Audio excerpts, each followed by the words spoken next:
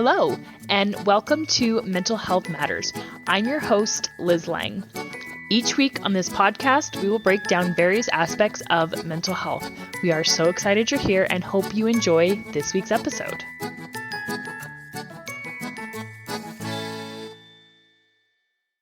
Hey guys, just a heads up, audio quality on my part this time around is not going to be so great. Next week should be better.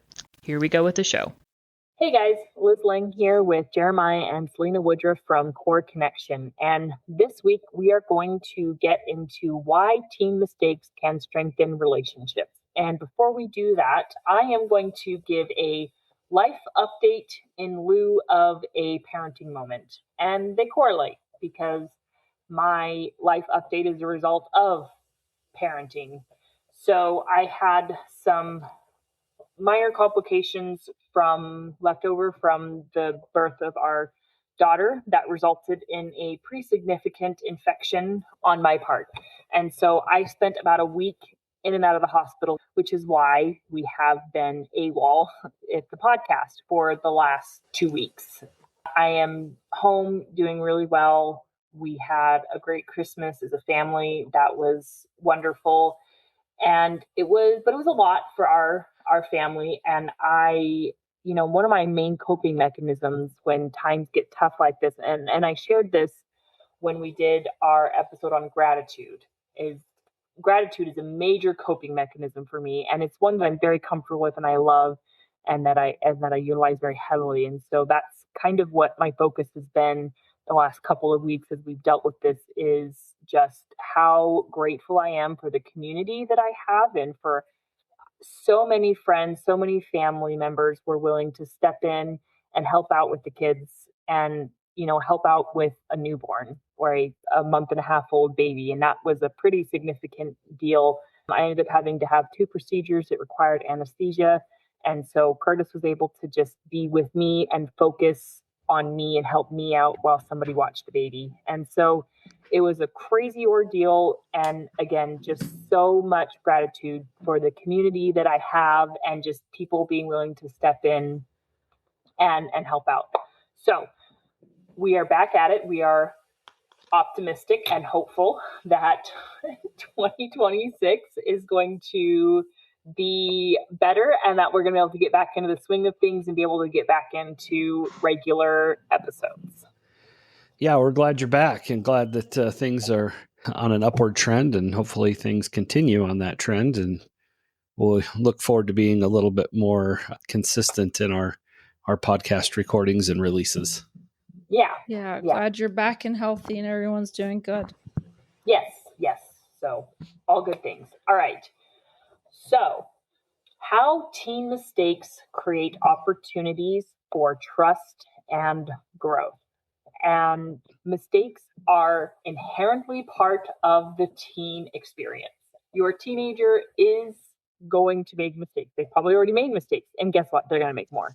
The same way adult human beings make mistakes because mistakes are just inherently part of the human process. But man, those teen mistakes, sometimes you're like, what are you doing and why? And one of my favorite things to bring up with teenagers, and one of the most important things I feel like to talk about, is that underdeveloped frontal cortex. Their brain is not fully developed. The decision-making part of your brain is the very last thing to develop. And so teens have poor impulse control and they have more difficulties regulating emotions. And they just have difficulty with logic and thinking of the consequences.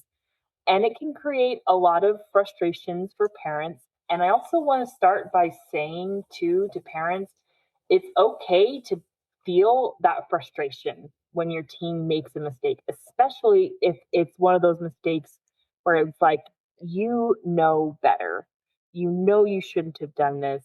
It's okay to feel your frustration. And I think it is important to feel and acknowledge your emotions. What are your guys' thoughts on this? Yeah, the thing is we all make mistakes. Yeah. Maybe we feel like sometimes the mistakes our children make when they're teens are unnecessary mistakes or maybe just dumb mistakes. Mm-hmm. But I think that what you mentioned with the prefrontal cortex and the capacity to use logic and reasoning, understanding consequences, I think that's an important piece to understand. And before we get too far into this, often when we ask our kids, well, why did you do that? Their response is what? I don't know. I don't know. And that really frustrates us as parents. What do you mean you don't know? Well, the truth is often they don't. They made an impulsive decision. They did something they shouldn't have done or whatever, and they don't know why they did it. And so it's important for us to be patient with them, be patient with ourselves. It can be really frustrating, but it can also be, like we're going to talk about today, a great opportunity for connection, for building relationships, for modeling, and for helping our kids learn how to deal with mistakes, because mistakes aren't going to go away when the prefrontal cortex is properly developed. Mm-hmm. They are still going to happen. And sometimes they're going to be big mistakes. And so we're teaching them how to manage that in life. And when we use good and healthy skills to manage those mistakes, they're easier to deal with, less impactful, and a better opportunity for growth. Just to expand a little more on understanding their development and why they don't know, which helped me to understand it when they say, I don't know, is that it's based on feelings, and they make those decisions based on feelings. So they really actually don't know, because that feeling is gone. When by the time it comes around to you asking why they did that, that feeling is gone. So they really can't relate or understand why they made that choice. And most often they probably agree with you, and they wish they didn't make that mistake either. But yes, I was going to say that also when Liz said that as adults, we make mistakes too. So we need to have that patience and understanding with them and for ourselves as we are learning and growing through these challenges, right? Yeah, I have a good example of this. So this happened back in 2018, and so I am well into my 20s at this point, and so my frontal cortex is, for all intents and purposes, developed. And I was driving to go pick up Curtis from the airport, and it started pouring rain. And I'm on the freeway, and my oldest is talking to me, and so I'm paying attention to her in the rearview mirror, and I look up, and all of a sudden traffic is coming to a stop, and I can't stop in time, and I rear end the car in front of me. And it was a really dumb mistake. And it was, for all intents and purposes, it was my fault. I mean, weather was a factor, but if I had been paying better attention, I could have prevented it.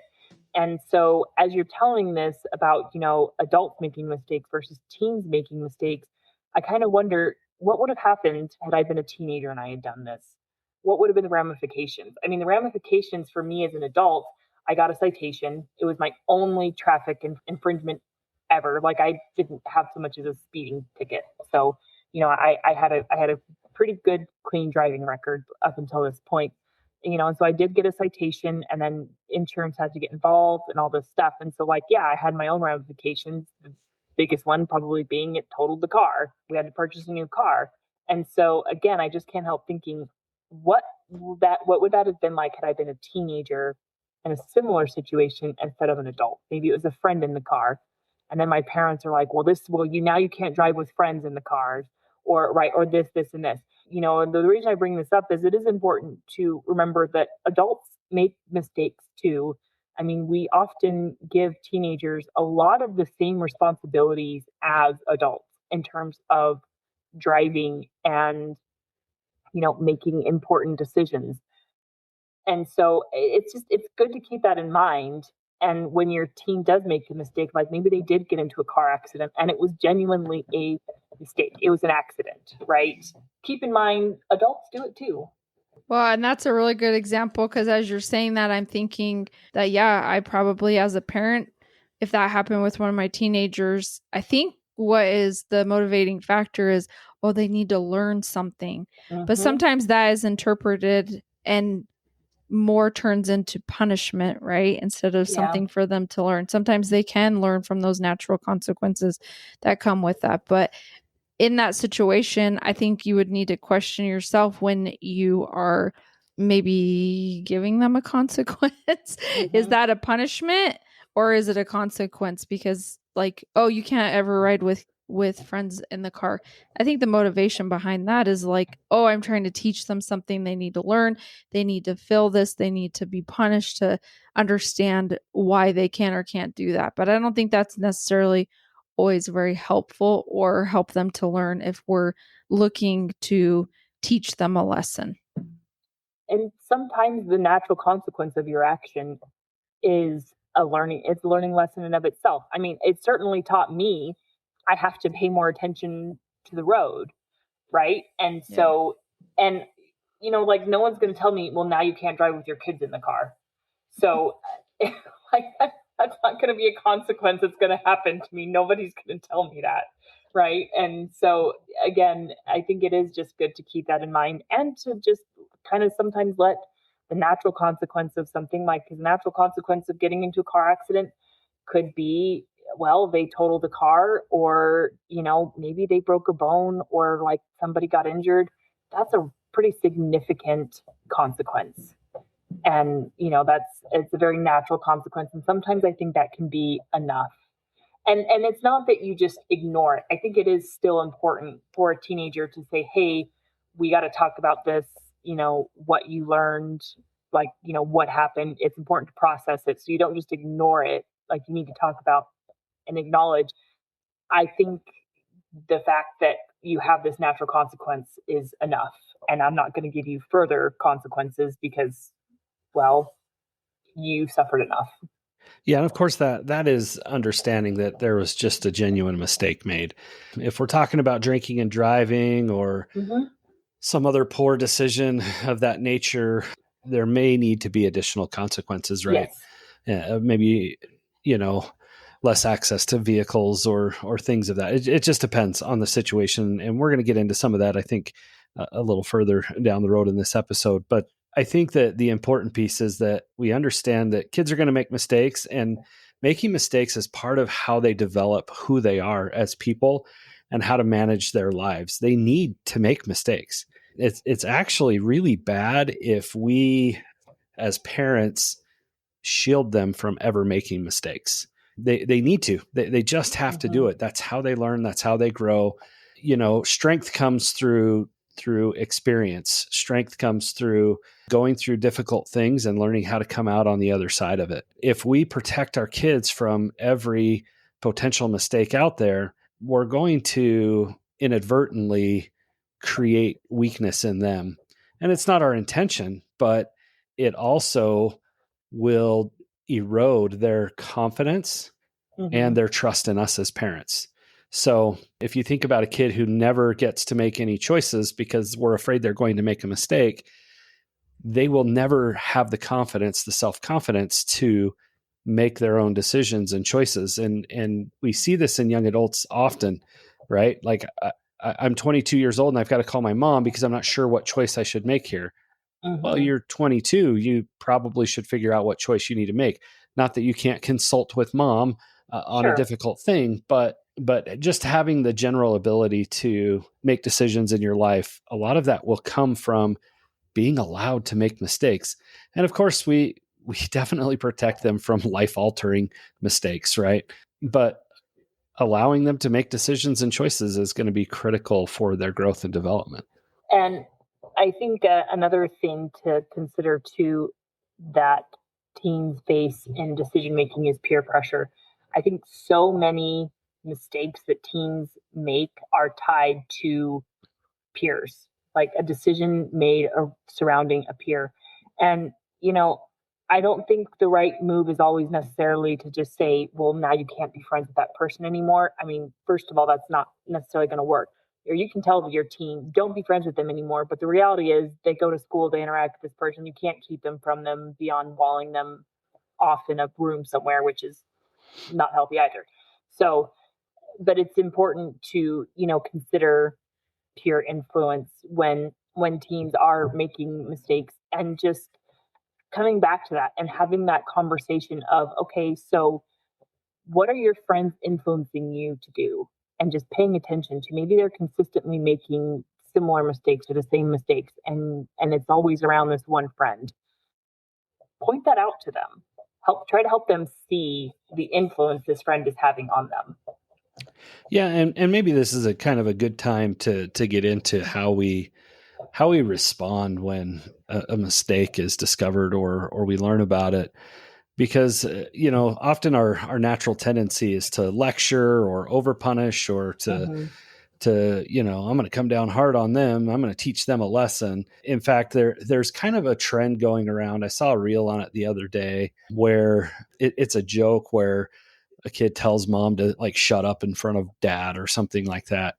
And the way dads respond is typically pretty explosive. First of all, I don't think it's funny. I don't think it's a good idea. I don't think we should ever have our children speak that way to their mothers, whether they're joking or they're not, because it's not something to joke about in my book. But that is such a common way for us to respond. And I would guess all three of us on this podcast have all responded that way when our kids have made a mistake, right? Or said something they shouldn't have said. We tend to kind of go overboard. But a better option here is to come from a place of curiosity and empathy and to look for problem solving together. This is how we grow the relationship through the mistake. Curiosity is such a powerful thing, right? We talk about this often on this podcast, connection before correction, and curiosity is the way we do that, right? So we're asking questions. Help me understand what happened. What did you learn from this experience? And then questions such as, what do you think we can do moving forward to not make this mistake again? Or what do you think we need to do differently as you approach, these types of situations in the future? And then obviously we want to teach them about things like apologies, especially if a mistake we've made has hurt somebody else. We want to help them learn that, it kind of sucks that you rear-ended this car, but now you have to be accountable. And that means that insurance rates are going to go up. And you're going to have to pay that difference now in insurance rates. And you're going to have to do the work to, take care of getting the car fixed or whatever it might be. That's part of being accountable and making things right. And just walking through that process with them. And those are really the good kind of consequences that allow them to grow. I remember as a kid, me and my brother and I don't know, a neighbor or two were hanging out in a desert field and we were playing with fire. And it was a hot summer day and I lived in the desert and we were starting little fires and putting them out. And all of a sudden I started a fire in some really dry grass and it just exploded. Of course, the fire department came and the fire started burning towards the neighbor's house and on his property. And he was he wasn't a firefighter. I don't remember what he was. Forest Service guy or something that dealt with forest fires. But, I tried to lie about it and I think my brother ratted me out, but I was so terrified of my neighbor. He was a pretty stern guy anyway. And I was terrified of my parents. I wondered what kind of trouble I was going to be in. And I felt really awful. It wasn't my intention to burn, the entire, 2 acres that I burned or however much, I don't know how much it was, but it wasn't my intention to do that and to cause any trouble for anybody. And I remember going over my parents went over to the neighbor's house that night to kind of make sure that they were okay. And I had to go with them and I sat there and I remember the neighbor guy asking me the question. He said, do you have anything to say? And I was like, I'm terrified of you. Like, that's what I was thinking internally. And he says, well, I got something to tell you. He goes, it's okay. Like, I did the same thing as a kid. I get it. I hope you've learned that fire can be really, really dangerous. And luckily, no structures were damaged. Nobody got hurt. It really wasn't that big of a deal. But I remember talking to my parents afterwards and I was like, well, am I in trouble? And they were like, I think you've learned enough just from what happened. And I'm not worried about it. And I didn't get in any more trouble. But that was a point of connection for me and my parents, for me and my neighbor. I had an added level of respect for him. And they could have really just given me the 3rd degree. Now, there were some natural consequences. Like, the fire department told me I was on probation until I was 18 or whatever. Really? All that meant. Yeah, but they didn't have any authority to put me on probation. I just didn't understand that as a kid. But, they said something about, I think they said if there was another fire in the area and they didn't know what happened, they'd want to know where I was and come talk to me or something like that. So I think they were just trying to scare me. But making that mistake was such a powerful learning experience for me. These things can be great for your kids. It's scary and hard to deal with, but the way it was handled was such a great example to me. And I hope that I can handle big things like that with my kids in a similar way, because it can be tough. Yeah. And I love that perfect example of kind of what we talked about at the beginning of sometimes the natural consequences can be enough. And this wasn't just an honest mistake on your part. You were doing something that you should not have been doing. You were genuinely making a blatant mistake. Oh, yeah. The fire was cool. At least that's what I thought as a kid. Yeah. Well, and kids are little pyromaniacs sometimes. We don't know why they're drawn to fire, but it's just cool. And you learned naturally just how dangerous fire can be. And I'm imagining since then you have never again played irresponsibly with fire. I mean, well, I don't know about that, but I learned some things for sure. I did a better job, and you're right. Yes. I learned some things, and I learned how dangerous and how quickly things with fire can shift and become scary. And so, yeah, I definitely did better. Let's say that. Yes, right. And so, again, I love this idea of everyone around you, rather than just making you feel even worse, because I mean, it had to be pretty clear that you already felt bad enough about the situation that you caused. And so I love this idea of adults just saying, yeah, I think you've learned a lesson. And I think that is a really good way to handle that for teens. Now, it's a different story if you went out and you did it again 2 months later or several months later. Like, if teens are constantly making the same mistake, then sure, we need to step in, we need to have some more correction. But I don't think that happens very often. I think for most teens, that big mistake that feels life ending and life altering in the moment, I think oftentimes that's enough to kind of make them go, whoa, red flag here. I did something I really shouldn't have, and course correct. Well, and it does take adult intervention to help with processing that, right? And that's why we ask the questions. What did you learn? What are you going to do differently? And that becomes a really important piece for adults. And it's really difficult for us, right? Your kid, crashes the car and you're pretty upset, right? And so how do we manage that as adults? And I think maybe that's a good way to move into this next segment is how do we manage our own emotions? What do we do when we learn of a big mistake our kids have made? That is that's a really good topic. So I've shared this before and I'll share it again on this podcast of a mistake that I made. And it was just an innocent little situation I got myself into with a boy. And it wasn't really that big of a deal, but I was convinced that my dad was somehow going to find out about it. And so I think it went involved just some hand holding and some cuddling. And I finally went to my dad and I was terrified. And he didn't get mad at all. And, he focused on the connection before the correction. And he just said, this is why I've set the boundaries and the rules that I have. And from that moment on, I was never afraid to go to my dad when I made a mistake. And so, how do we react when our kids make a mistake? That can be critical. And I also want to point out, you're not going to get it right every time. You're going to overreact. Your kid is going to make some type of mistake and you're just going to go off the rails and you're not going to handle it right. Because as we talked about, we're all human beings and we make mistakes.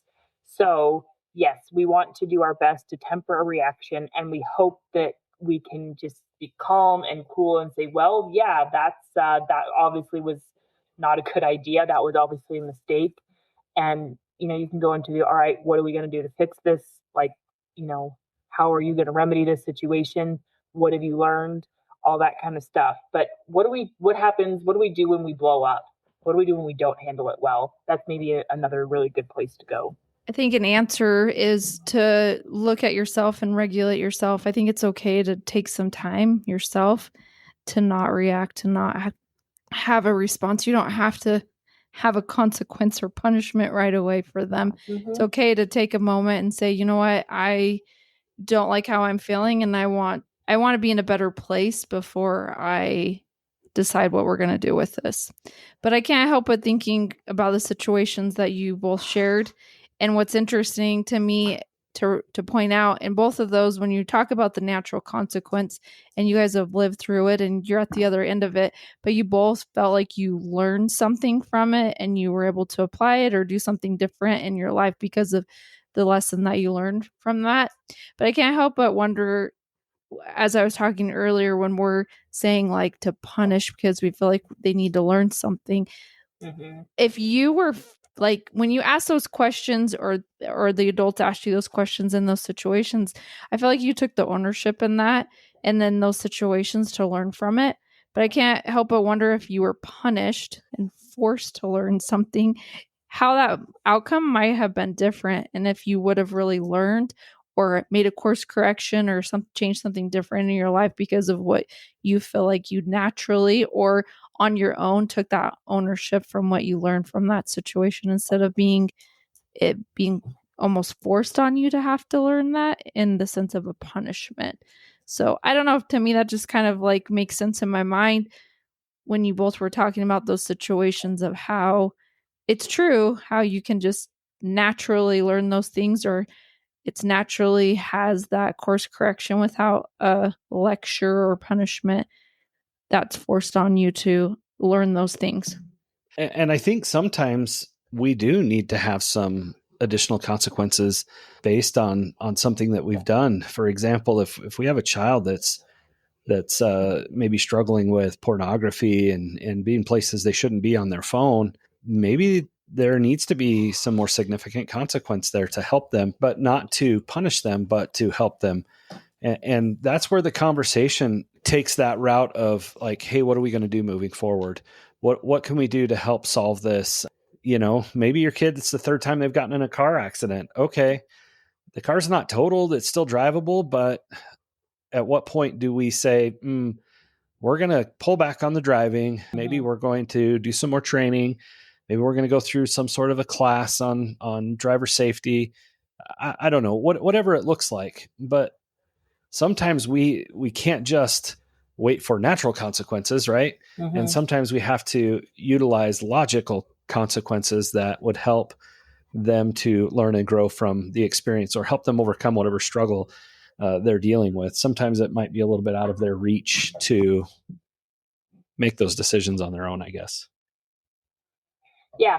So I could take the same example and, that I gave with my experience of like a freshman in high school. Fast forward 4 years later, I'm in a relationship my parents didn't necessarily love. And it was the same kind of situation. Somebody ratted me out to my parents of me being a little too cuddly with my boyfriend. They were uncomfortable. They told my parents about it. And my dad, he's like, he's like, your boyfriend's no longer allowed at the house. And he put all these restrictions, all these rules in place. And to be honest, in the moment, it didn't do anything. I wasn't interested in ending the relationship. I didn't end the relationship. I didn't end the behavior. And, it took me a while to get myself out of that situation. So that just kind of speaks to Selina's point of, what are you trying to accomplish? And I think also we have to keep in mind that no matter what restrictions and boundaries you place for your teen, they're still going to make their own decisions, and you can't always control that. And as frustrating as that can be, sometimes we just have to let it play out, right? And I think that's important to recognize and realize as well. Well, and that's where I like that question to be posed with kids, as like, how do we move forward together? Yeah. Not laterally, like not me by myself and imposing all these restrictions, but what do you need from me and how can I help you move forward? If we look at that situation with you and your parents, like, hey, this is what's going on. How do we help you? What do you need from us? Like, and maybe, at that point in life, it's like, you've got to make your own decisions and choices. And if this isn't somebody we're comfortable with, we're not trying to force you to do anything, but we're maybe not comfortable with him being in our home or whatever. Those conversations can be had, but I think it's important that, just like you said, Liz, that you didn't learn anything from it. There were just imposed consequences and not a discussion of what do we do here. So I think that's important to consider. Yeah, and to be clear, I'm not faulting my parents, because in the moment they were doing what they thought was best. They thought that they were going to try to help.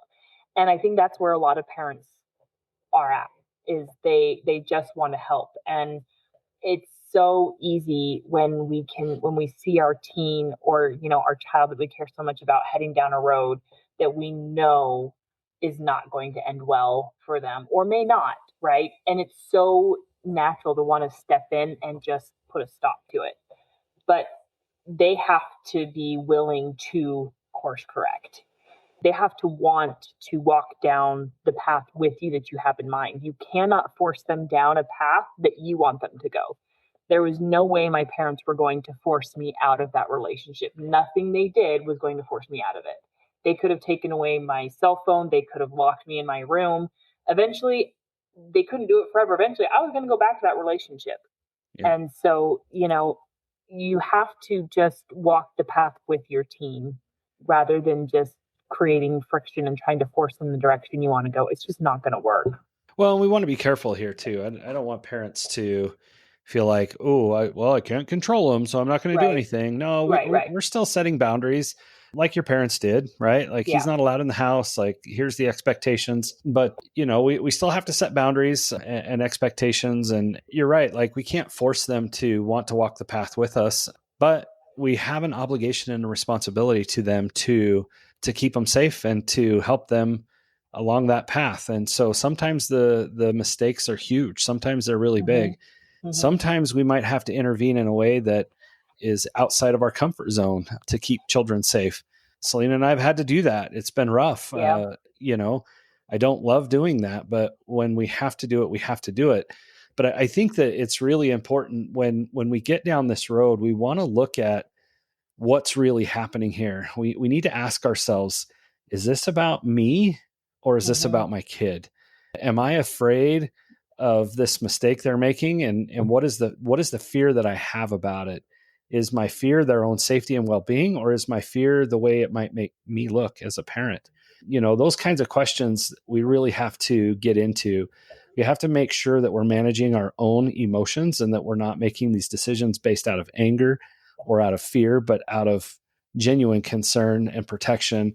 And hey, this is the right thing to do in this situation, not just a knee-jerk reaction to what's happening. Yeah, I mean, and to kind of go along with what you were saying, if this had been an instance of I was in a relationship that was abusive, right? If the guy I was dating was abusive, then yes, it would have 100% been appropriate for my parents to step in and take more drastic action. But that wasn't what was going on in this case, right? It was just they didn't care for the relationship because, well, I mean, it wasn't a good relationship for me at the time. Sure. And and so that's just part of the teen parent dynamic. So in conclusion, I kind of want to distinguish the difference between our kid has made a mistake that we haven't planned for versus this is a mistake where like you have planned consequences, right? So curfew is a really good example.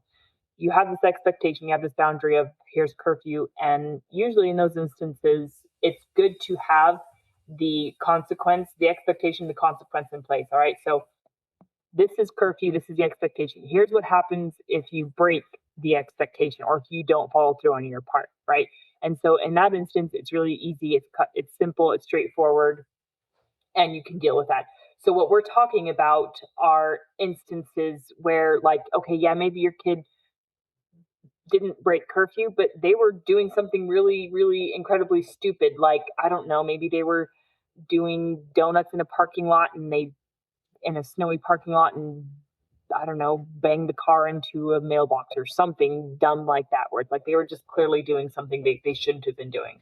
So these are the kinds of things that we're talking about. And I think it's important to make that distinction because, we can set all of the boundaries and expectations we want for kids, and they are still going to find a way to do something where you're like, what in the world is this? They're still going to find a way to throw you something that feels completely left field. So just be prepared for your kid to do something that is going to make you go, who are you and what have you done with my teenager? Yeah, absolutely. It's going to happen. And again, we want to go back to that place of making sure we're managing our own emotions first, and we're building connection, come from a place of curiosity. And now how are we going to move forward?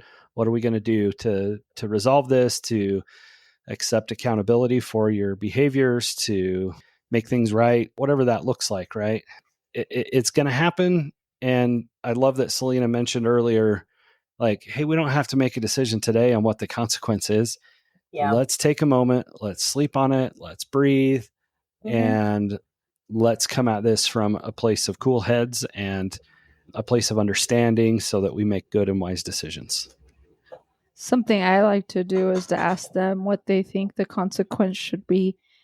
Sometimes they get real creative, but sometimes you can have fun with it and be like, you know what? Actually, yes, that you were so creative. That sounds like a good consequence for that. Or sometimes they come up with something that's way beyond what you thought of, and you're like, wow, I wasn't going to go that far, but if you feel like that's going to help you, let's go with it. Yep. Then it's kind of on them and they have ownership of it. But I can give you a thought too to help you with this. So when your kid, like you said, just expect them. Don't be surprised. Just expect that they're going to make some decisions or mistakes that you didn't plan for or you didn't think of. But maybe just a thought of when something like that happens could be like, oh, awesome. You're right on track. You're right on track. You're making mistakes like teenagers should, instead of being frustrated and upset that they're making mistakes. We know that that's just part of the development and that's just normal. Just like when they're walking as a baby, right? They're going to fall and make mistakes, and we don't be upset about that. We're just celebrate it. So maybe just turn it to that it's an opportunity and development, and they're right on schedule doing what they need to be doing at this time in their life. And that's not going to come naturally. And it's okay that that's not going to come naturally.